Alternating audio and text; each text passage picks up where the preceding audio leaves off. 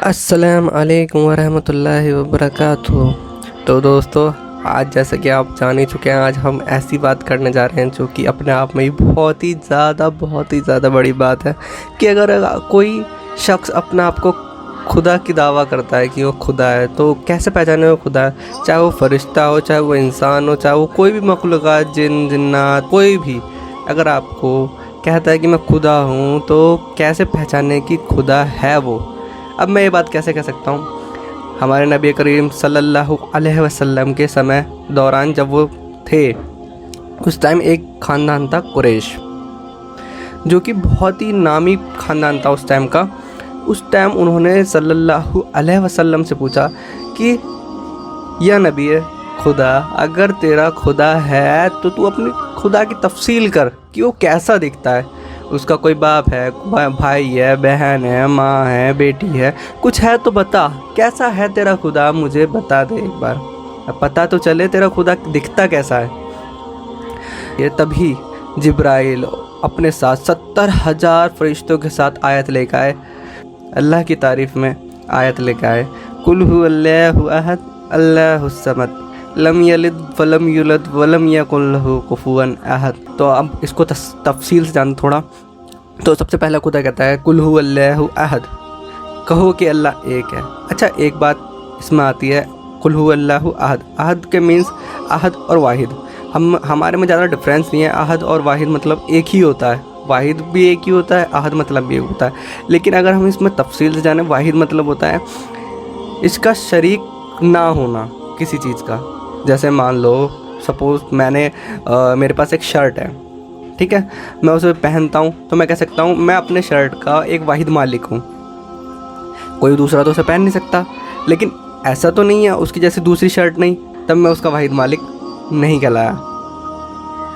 लेकिन अहद मीन्स, अहद अल्हम्दुलिल्लाह बहुत ही अच्छा मतलब है अहद का मतलब है कि ऐसी चीज़ जिसके बारे हम सोचें तो सोच ख़त्म हो जाए, देखें तो नज़रिया ख़त्म हो जाए, इमेजिन करें तो इमेजिन ख़त्म हो जाए, तसव्वुर करें तो तसव्वुर दूर तक नज़रें जाकर थकी हारी वापस आ जाए। इतना दूर सारी सोचों से दूर कि हम बिल्कुल सोच ना सके। अल्हम्दुलिल्लाह इतना दूर हो कि भी इतना पास होना कि सबके दिलों में महफूज रहना, सबकी बातों को सुनना, हर तरह से सबकी मदद करना, इसे कहते हैं अहद। अहद, मेरा खुदा अहद है। तो खुदा कहता है कुल हु अल्लाहु अहद, कहो कि अल्लाह एक है, उसके जैसा दूसरा है ना हो सकता, बिल्कुल नहीं हो सकता। चलो आगे बढ़ते हैं थोड़ा। अब खुदा कहता है अल्लाहुस समद, एकदम पाक, बालातर, हर चीज़ से पाक, हर चीज़ से पाक, हर चीज़ बनाने वाला, हर चीज़ का खालिक, फिर भी उसने आज तक किसी चीज़ को हाथ नहीं लगाया। कुन फकुन, सिर्फ वो कहता कुन, हो जा, तो वो चीज़ हो जाती है।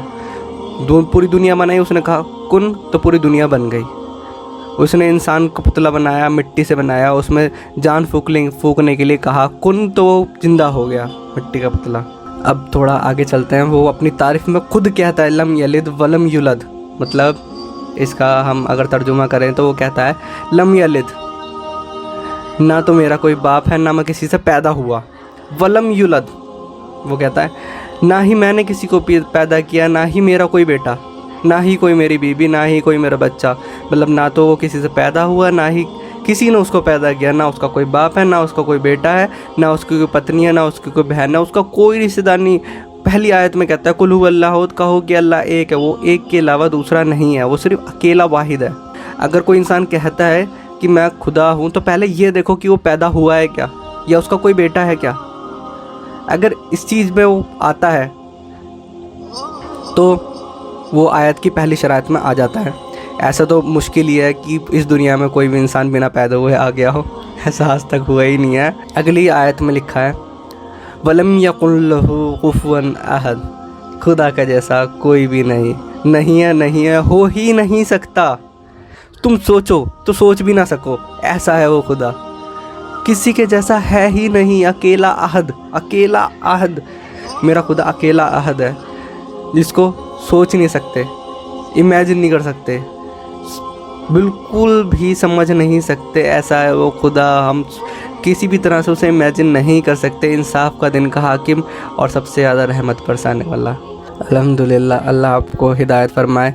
इस शराइत पर अगर कोई भी शख्स, कोई भी मखलूक़ात, कोई भी चीज़ अगर कहती है कि मैं खुदा हूँ, अगर इस आयत की चारों आयतों के लाइनों के हिसाब से, चारों आयतों के हिसाब से अगर आता है एक भी वो, तो मैं उसको खुदा करने के लिए, खुदा मानने के लिए तैयार हूँ। चारों आयतों के हिसाब से उसे सही बैठना ही पड़ेगा एकदम, कि अहद सोच जा ही ना सके उस तक कि वो ऐसा कर भी सकता है। वो अकेला ही काफ़ी है। आपको आपका सवाल का आंसर मिल गया होगा कि अगर कोई खुदाई का दावा करता है तो हम कैसे पहचानें कि वो असली हकीकी खुदा है कि नहीं। अल्लाह को हिदायत फरमाए। आमीन।